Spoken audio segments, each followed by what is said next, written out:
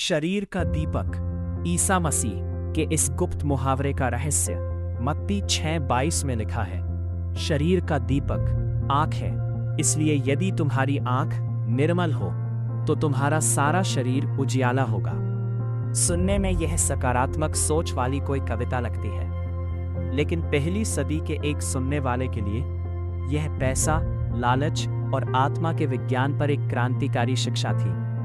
आज हम डिकोड करेंगे इसका असली हिब्रू अर्थ और बुरी नजर, ईवल आई का वह मुहावरा जिसे आप अब तक मिस कर रहे थे। ईसा मसीह की बातों को समझने के लिए हमें ग्रीक न्यू टेस्टामेंट से आगे बढ़कर यहूदी सोच को समझना होगा। यहूदी संस्कृति में एक अवधारणा है जिसे अयीन तोवा यानी अच्छी आंख कहा जाता है। यह आंखों की रोशनी के बारे में नहीं था, बल्कि यह उदारता, जेनरोसिटी के लिए इस्तेमाल होने वाला एक आम मुहावरा था। जीसस जिस निर्मल आंख ग्रीक शब्द हैप्लोस की बात करते हैं, उसका शाब्दिक अर्थ है एकाग्र या सरल। यह ईश्वर पर पूरी तरह केंद्रित होने का विचार है, जिसमें लालच की कोई मिलावट न हो। वहीं दूसरी ओर बुरी आंख या आईन हारा हिब्रू भाषा में उस व्यक्ति के लिए इस्तेमाल होता था जो कंजूस, लालची या दूसरों की तरक्की से जलने वाला हो। सांस्कृतिक रूप से प्राचीन काल में आंख को एक खिड़की माना जाता था। यदि खिड़की साफ होती तो घर का पूरा भीतरी हिस्सा रोशनी से भर जाता, लेकिन अगर खिड़की ईर्ष्या या सांसारिक मोह माया की धूल से धुंधली हो जाती तो वो व्यक्ति अंदरूनी अंधेरे में जीने लगता था।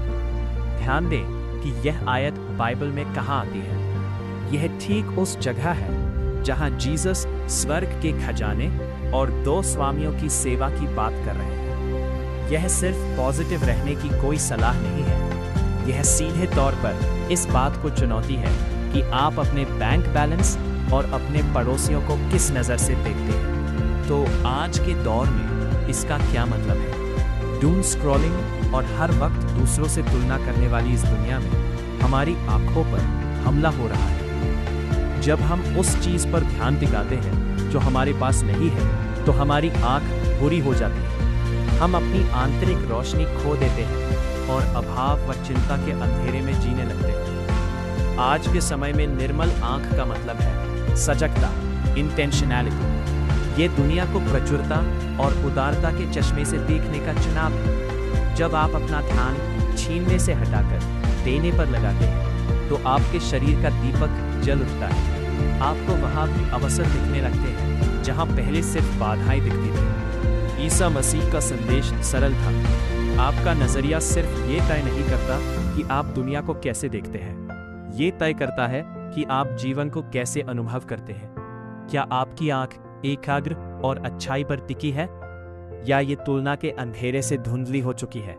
अगली बार जब आप खुद को तनाव में पाएं, तो अपनी खिड़की चेक करें, उसके लेंस को साफ करें और याद रखें, एक उदार नजर ही एक उज्जवल जीवन की ओर ले जाती है। अगर इस गहराई ने आपको इस आयत को एक नई रोशनी में देखने में मदद की है, तो लाइक बटन दबाएं और बाइबल के ऐसे ही गहरे अर्थों के लिए सब्सक्राइब करें। इस हफ्ते आपका अच्छी आंख वाला पल कौन सा था?